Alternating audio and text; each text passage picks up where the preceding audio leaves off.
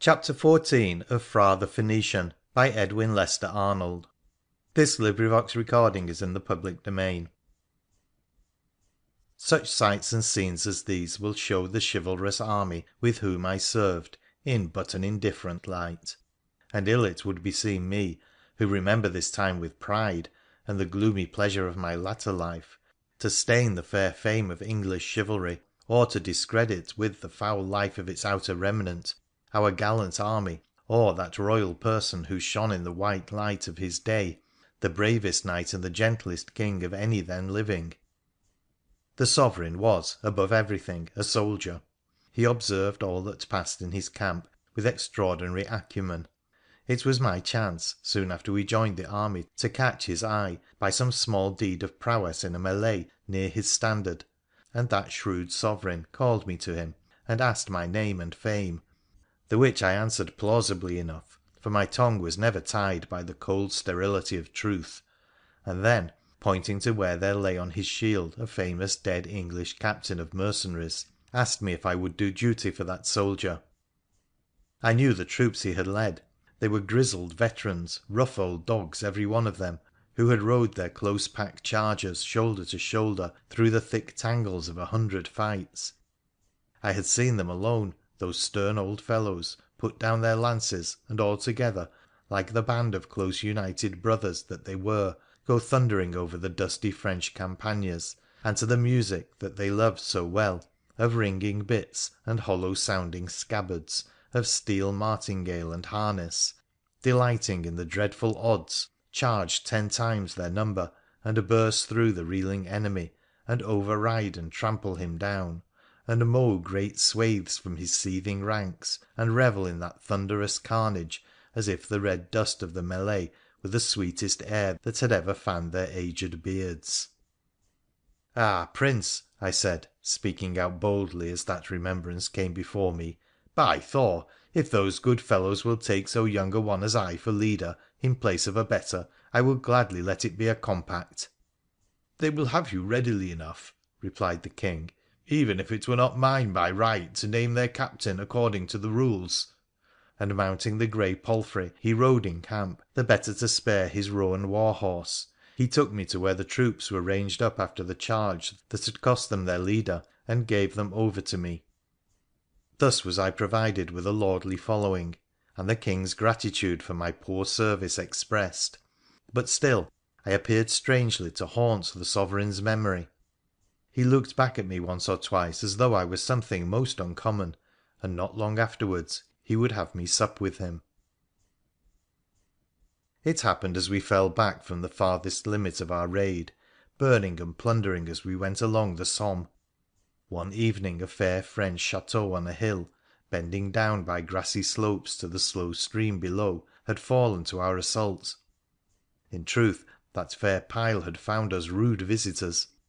Twice in the storm the red flames had burst out of its broad upper corridors, and twice had been subdued.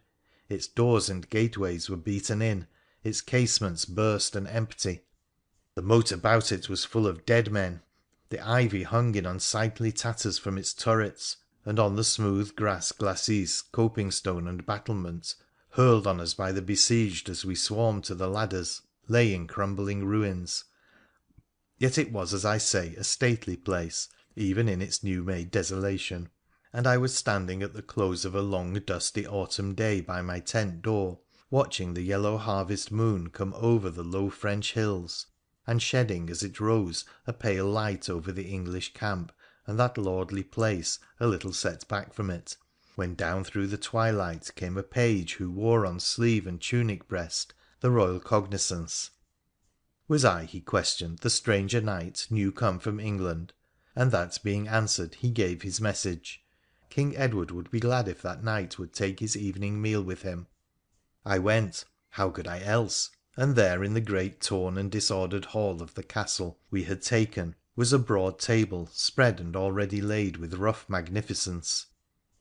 Page and squire were hurrying here and there in that stately pillared chamber, spreading on the tables white linens that contrasted most strangely with the black new-made smoke stains on the ceiling, piling on them gold and silver basins and ewers and plates bent and broken, just as our men-at-arms had saved them from pillaged crypts or rifled treasure cells. Others were fixing 100 gleaming torches to the notch-scarred columns of that banquet-place, and while one would be wiping half-dried blood of French peer and peasant from floor and doorway, or sprinkling rushes or sawdust on those gory patches, another was decanting redder burgundy, the which babbled most pleasantly to thirsty soldier ears as it passed in gushing streams from the cellar skins to supper flagon. It was an episode full of quaint contradictions, but it was not at the feast I looked, not at the gallant table already flashing back the gleaming crimson lights from its stored magnificence. There, round that hall, in groups and twos and threes, chatting while they waited, laughing and talking over the incidents of the day, were some 100 warlike English nobles, and amid them the most renowned warrior where all were famous, the tallest and most resolute looking in a circle of heroes, stood the King. His quick restless eye saw me enter, and he came towards me, slighting my reverence and taking my hand like one good soldier welcoming another. He led me round that glittering throng, making me known to prince and captain and knight and noble, and ever as we went a hush fell upon those gallant troops. Maybe 'twas all the King's presence, but I doubt it. It was not on him all eyes were fixed so hard. It was not for him those stern soldiers were silent a spell, and then fell to whisper and wondering among themselves as we passed down the pillared corridor. Ah, nor was it all on account of that familiar kingly host that the page boys, in gaping wonder, upset the red wine, and the glamoured sewers forgot to set down their loaded dishes as they stood staring after us. No matter, I was getting accustomed to this silent awe, and little regarded it. It was but the homage, I thought, their late-born essences paid unwitting to my older soul. Well, we talked and laughed a spell, seeming to wait for something, the while the meat grew cold, and then the arras over the great arch at the bottom of the hall lifted, and with hasty strides, like those late to a banquet, came in 2 knights. The first was black from top to toe, black was his dancing plume, black was his gleaming armour, black were his gloves and gyves, and never one touch of colour on him but the new golden spurs upon his heels and the broad jewel belt that held his cross-handled sword. As this dusky champion entered, a smile of pleasure shone over the King's grave face. He ran to him and took his hand, the while he put his other affectionately on his shoulder. ' My dear boy,' he said, forgetting monarch in father, ' I have been thinking of thee for an hour. You are working too hard. You must be weary. Are there no tough captains in my host that you must be in the saddle early and late, and do 100 of the duties of those beneath you, trying with that young hand of yours each new set stake of our evening palisades, sampling the rude soldiers' supper rations, seeing the troop go down to water, and counting and conning the lay of the Frenchman's twinkling watch-fire? My dear hungry lad, you are over-zealous. You will make me grieve for that new knighthood I have put upon you.' The Black Prince, then 16 years old, was knighted on the Normandy beach where the expedition landed.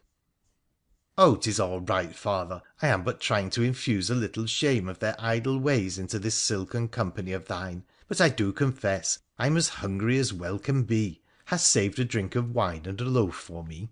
' Saved a loaf for thee, my handsome boy ? Why, thou shouldst have a loaf, though it were the last in France, and though the broad stream of England's treasure were run dry to buy it. We have waited, we have not e'en uncovered.' ' Why, then, father, I will set the example. Here, some of you squires, discover me. I have been plated much too long.' And the ready pages ran forward, and with willing fingers rid the young Prince of his raven harness.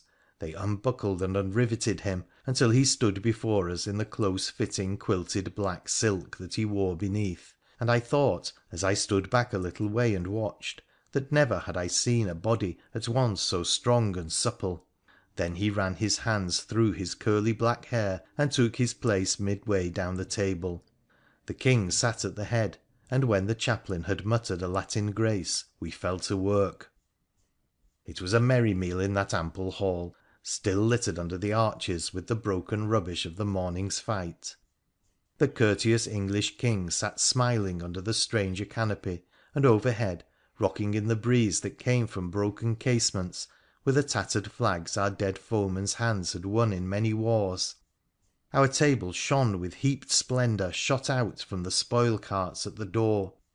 The King's seneschal blazed behind his chair in cloth of gold, while honest rough troopers in weather-stained leather and rusty trappings, pressed on the moment to do squire's duty, waited upon us and ministered, after the fashion of their stalwart inexperience, to our needs. Amid all those strange surroundings we talked of wine and love and chivalry, we laughed and drank, tossing off our beakers of red Burgundy to the health of that soldier sovereign under the dais, and drank deep bumpers to the grey to-morrow that was crimsoning the eastern windows ere we had done. Indeed, we did that night as soldiers do who live in pawn to chance, and snatch hasty pleasures from the brink of the unknown while the close foemen's watch-fires shine upon their faces, and each forethinks, as the full cups circle, how well he may take his next meal in paradise. Of all the courtly badinage and warrior mirth that ran round the loaded table while plates were emptied and tankards turned, but one thing lives in my mind. Truth was a strange chance, a most quaint conjunction, that brought that tale about and put me there to hear it. I have said that when the Black Prince entered the banquet hall there came another knight behind him, a strong, tall young soldier in glittering mail, something in whose presence set me wondering how or where we two had met before. Ere I could remember who this knight might be, the King and Prince were speaking, as I have set down, and then the trumpets blew, and we fell to meat and wine with soldier appetites, and the unknown warrior was forgotten, until, when the feast was well begun, looking over the rim of a circling silver goblet of Malmsey I was lifting, at a youth who had just taken the empty place upon my right. There, Jove, how it made me start! Unhelmeted, unharnessed, lightly nodding to his comrades, and all unwotting of his wondrous neighbourhood, was that same Lord Codrington, that curly-headed gallant who had leant against me in the white moonlight of St. Olaf's cloisters when I was a blessed relic, a silent, mitred, listening, long-dead miracle. Gods, you may guess how I did glare at him over the sculptured rim of that great beaker, the while the red wine stood stagnant at my lips, and then how my breath did halt and flag as presently he turned slow and calm upon me, and there, a foot apart, the living and the dead were face to face and front to front. I scarce durst breathe as he took the heavy pledge cup from my hand. Would he know me?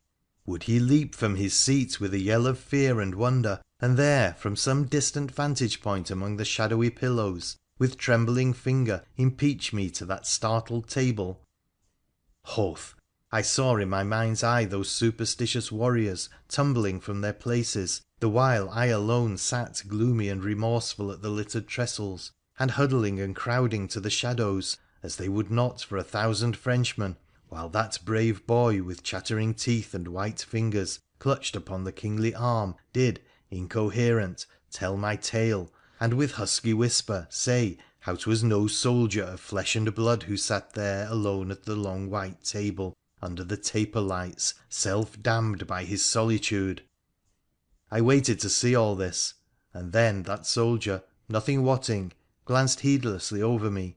He wiped his lips with his napkin, and took a long draught of the wine within the cup, then smiling as he handed it on, and turning lightly round as he laughed, "A very good tankard indeed, Sir Stranger, such a one as is some solace for 8 hours in a Flemish saddle. But there was just a little too much nutmeg in the brew this time. Didst thou not think so?" I murmured some faint agreement, and sat back into my place, watching the great beaker circle round the table, while my thoughts idly hovered upon what might have chanced had I been known, and how I might have vantaged or lost by recognition. Well, the chance had passed, and I would not take it back, and yet surely fate was sporting with me. The cup had scarcely made the circle, and had been drained to the last few drops among the novices at the farther end, when I was again in that very same peril. "You are new from England, Lord Worringham," the young Earl said across to me to a knight upon my other hand. "Is there late news of interest to tell us?" "Hardly one sentence. All the news we had was stale reports of what you here have done. Men's minds and eyes have been all upon you, and each homeward courier has been rifled of his budget at every port and village on his way by 100 hungry speculators, as sharply as though he were a rich wanderer beset by footpads on a lonely heath. The common people are wild to hear of a great victory, and will think of nothing else. There is not one other voice in England, saving, perhaps, that some sleek city merchants do complain of new assessments, and certain reverend abbots, 'tis said, of the havoc you have played with this year's vintage.' ' Yes,' answered the Earl with a laugh, ' one can well believe that last. Sanctity, I have had late cause to know, is thirsty work. Why, the very Abbot of St. Olaf's himself, usually esteemed a right reverend prelate, did charge me at my last confessional to send him hence some vats of Malmsey. No doubt he shrewdly foresaw this dearth that we are making.' ' What !' exclaimed the other knight, staring across me, ' hast thou actually confessed to that bulky saint ? Mon Dieu, but you are in luck. Why, Lord Earl, thou hast disburdened thyself to the wonder of the age, to the most favoured son of the Mother Church, the associate of beatified beings, and the particularly selected of the apostles. Dost not know the wonder that has happened to St. Olaf's ?'' Not a whit. It was ordinary and peaceful when I was there a few weeks back.' ' Then, by my spurs, there is some news for you. You remember that wondrous thing they had, that sleeping image that men swore was an actual living man, and the holy brothers, who no doubt were right, declared was a blessed saint that died 300 years ago. You too must know him, sir,' he said, turning to me and looking me full in the face. ' You must know him if you ever were at St. Olaf's.' ' Yes,' I answered, calmly returning his gaze, ' I have been at St. Olaf's at one time or another, and I doubt if any man living knows that form you speak of better than I do myself.' ' And I,' put in the devout young Earl, ' know him too. A holy and very wondrous body. Surely God's beneficence still shields him in his sleep.' ' Shields him ? Why, Codrington, he has been translated — removed just as he was to celestial places. 'Tis on the very word of the Abbot himself we have it, and where good men meet and talk in England no other tale can compete for a moment with this one.' ' Out with it, bold Worringham. Surely such a thing has not happened since the time of Elijah.' ' 'Tis simple enough, and I had it from one who had it from the Abbot's lips. That saintly recluse had spent a long day in fast and vigils amid the cloisters of his ancient abbey, so he said, and when the evening came had knelt after his wont an hour at the shrine, lost in holy thought and pious exercise. Nothing new or strange appeared about the wonder. It lay as it had ever lain, silent in the cathedral twilight, and the good man, full of gentle thoughts and celestial speculations, if we may take his word for it, and God forfend I should do otherwise.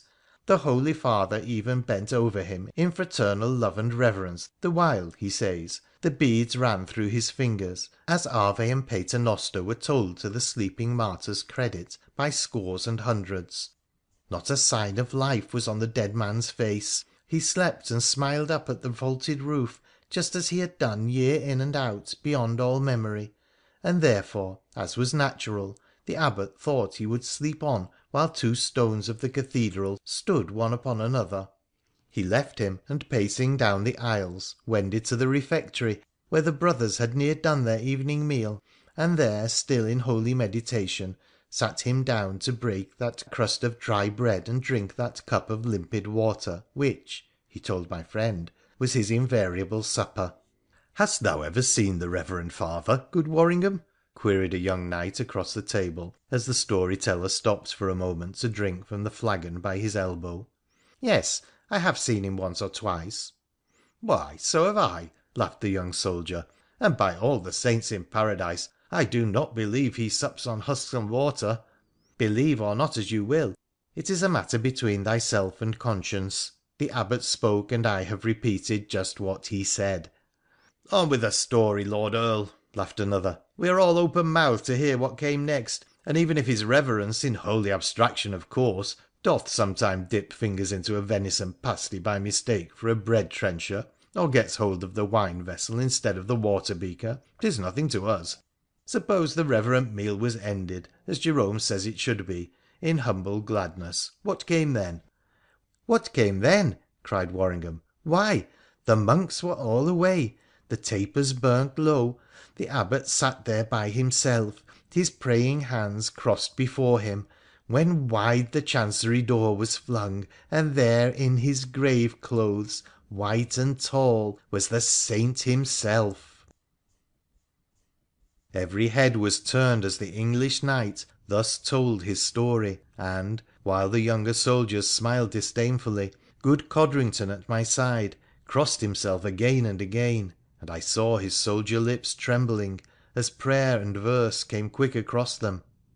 Ah, the saint was on foot without a doubt, and it might have chilled all the breath in a common man to see him stand there alive and witful, who had so long been dead and mindless, to meet the light of those sockets where the eyes had so long been dull.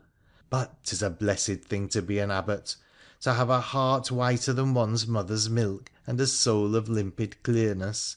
That holy friar, without one touch of mortal fear — it is his very own asseveration — rose and welcomed his noble guest, and sat him i' the dais, and knelt before him, and adored, and, bold in goodness, waited to be cursed or canonised, withered by a glance of those eyes no man could safely look on, or hoist straight to St. Peter's chair, just as chance should have it.'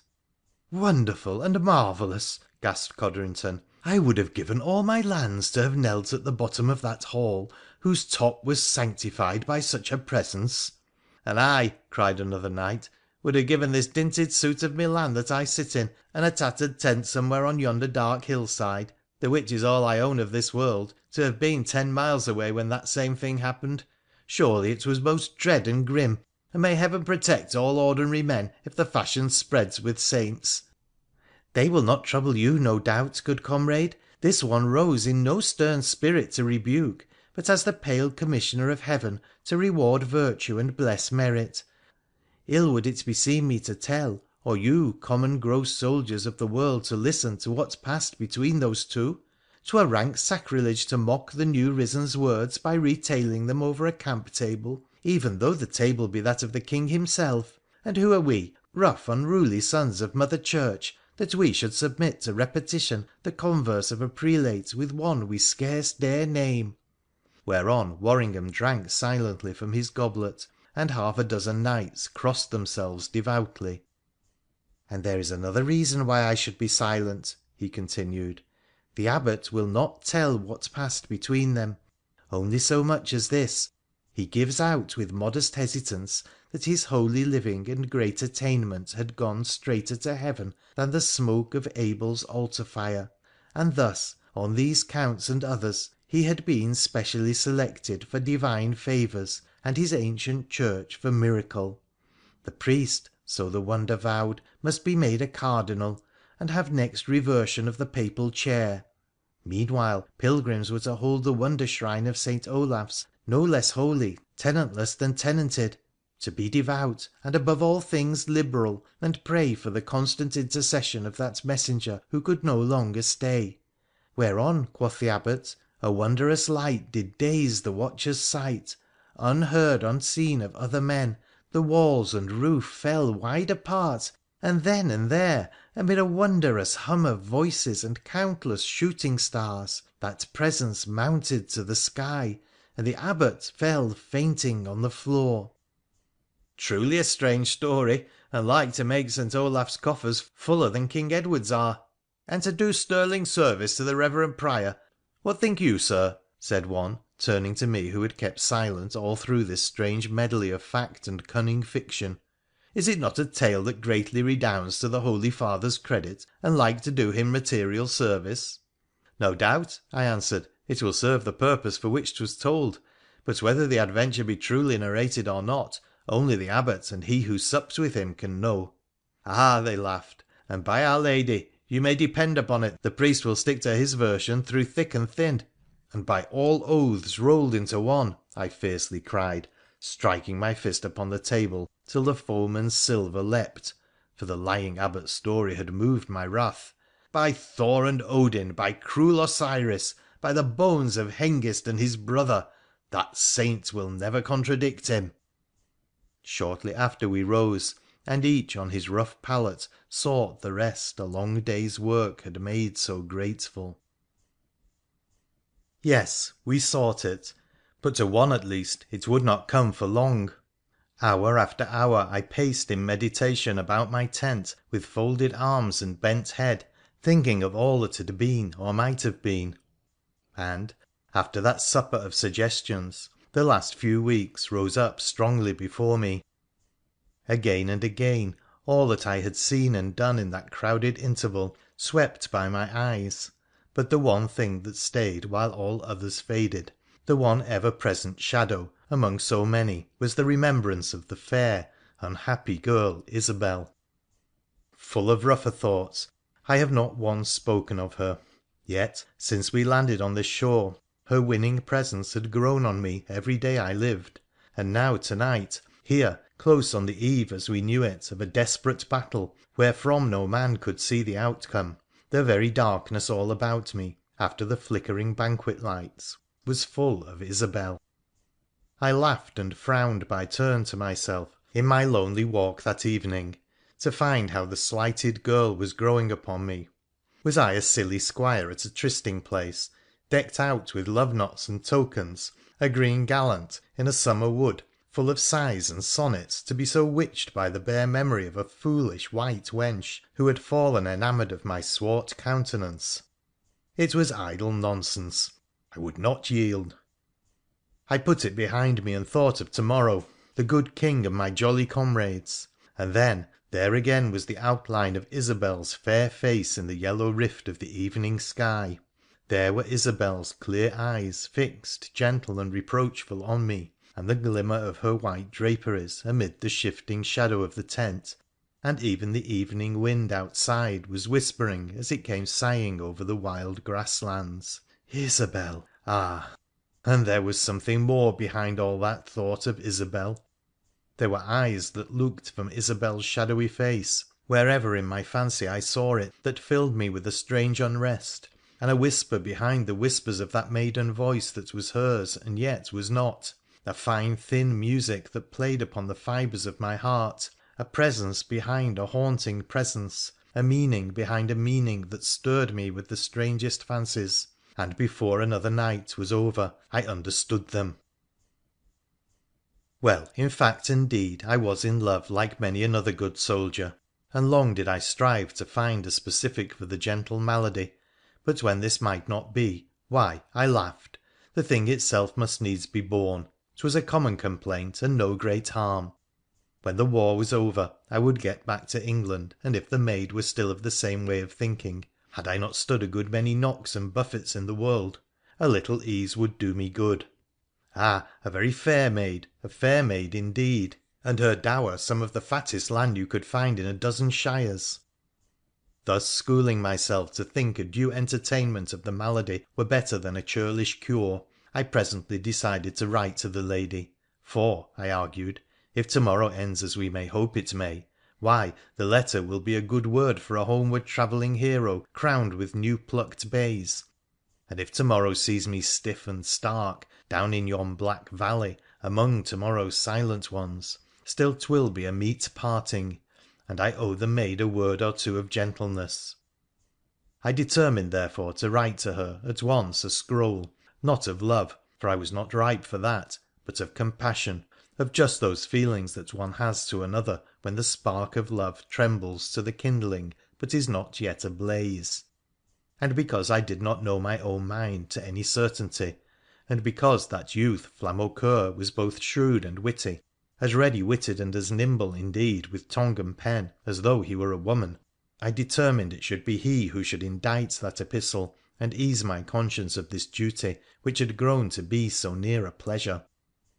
I sent forthwith for Flamaucoeur, and he came at once, as was his wont, sheathed in comely steel from neck to heel, his close-shut helm upon his head, but all weaponless as usual, save for a toy dagger at his side.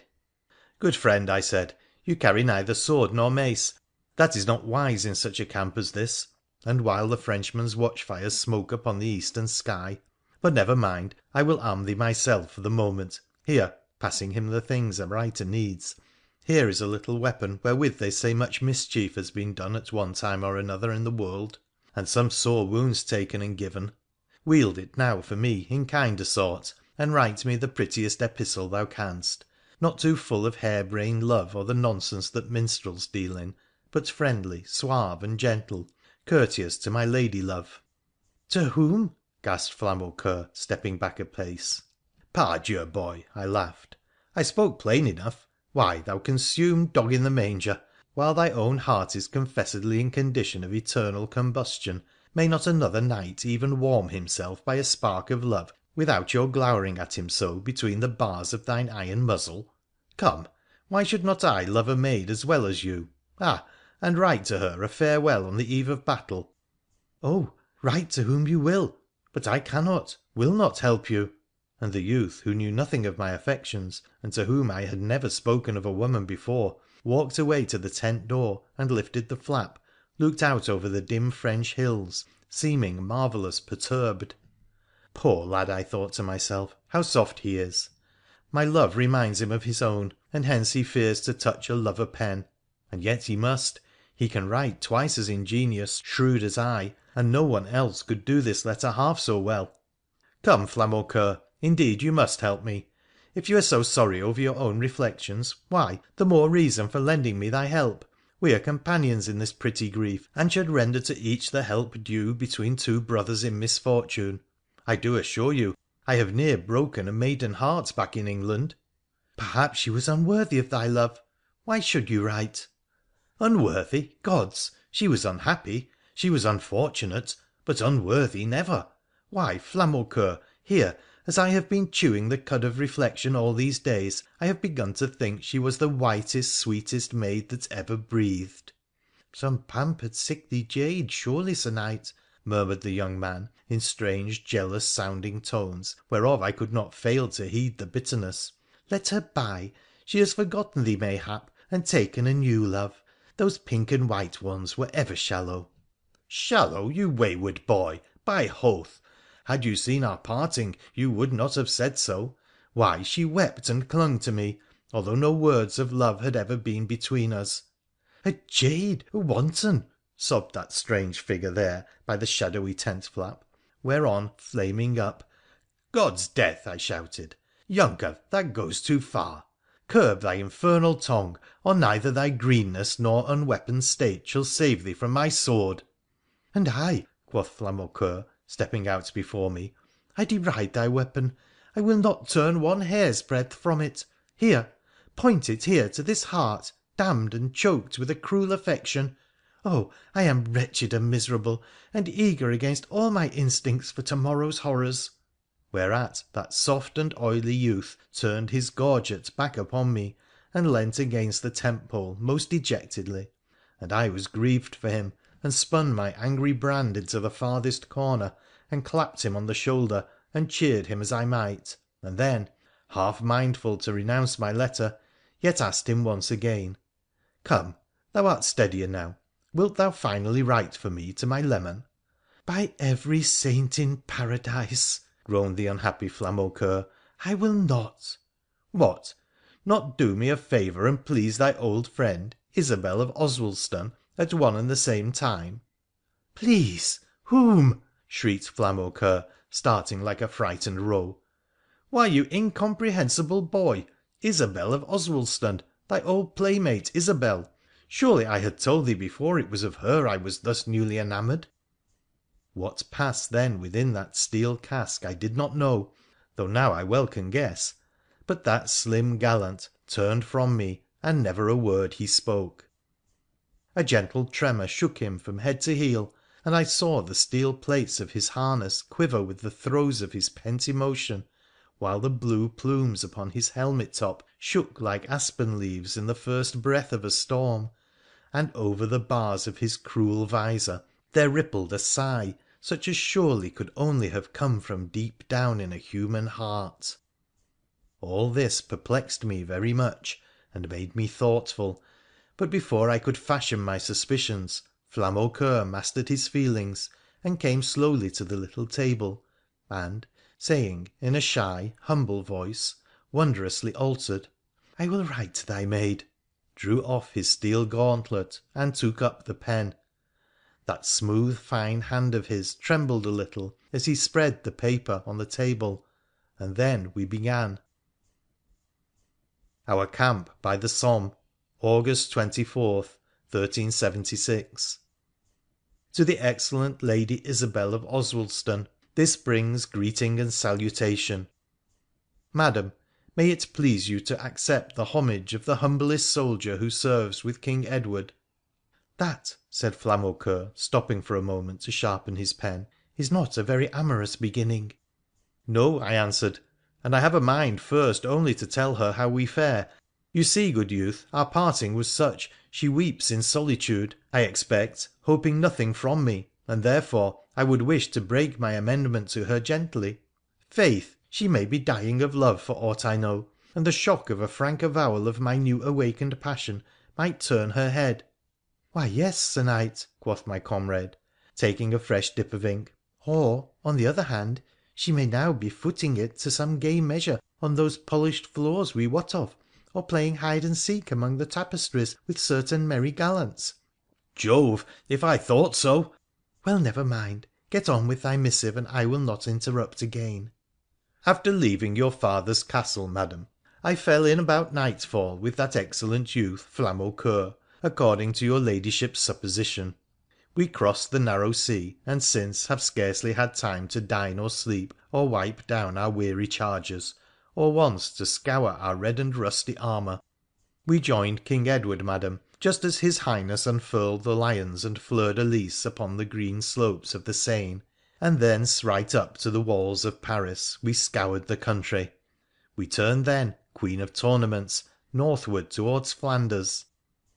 At this Flamaucoeur laid down his pen for a moment, and heaving a sigh exclaimed, That Queen of Tournaments does not come well from thee, Sir Knight. Thou slighted this very girl once in the lists, when the prize was on thy spear point. Pardieu, and so I did. I'd clean forgotten it. But how in heaven's name came you to know of that, who were not there? Someone told me of it, replied the boy, looking away from me as though he were lying. Well, cross it out. Not I. The maid already knows, no doubt, the fickleness of men, and this will surprise her no more than to see a weathercock go round when the wind doth change. Proceed. Heavy laden with booty, we turned towards Flanders. We gained 2 days ago the swelling banks of the Somme, and down this sluggish stream, taking what we listed as we went with the red licence of our revengeful errand, we have struggled until here, fair lady, but each hour of this adventurous march has seen us closer and more closely beset. The broad stream runs to north of us, the burgher levies of Amiens are mustering thick upon our right and behind. Gods, so close that now as this is penned the black canopy of the night is all ruddy where his countless watchfires glimmer on the southern sky.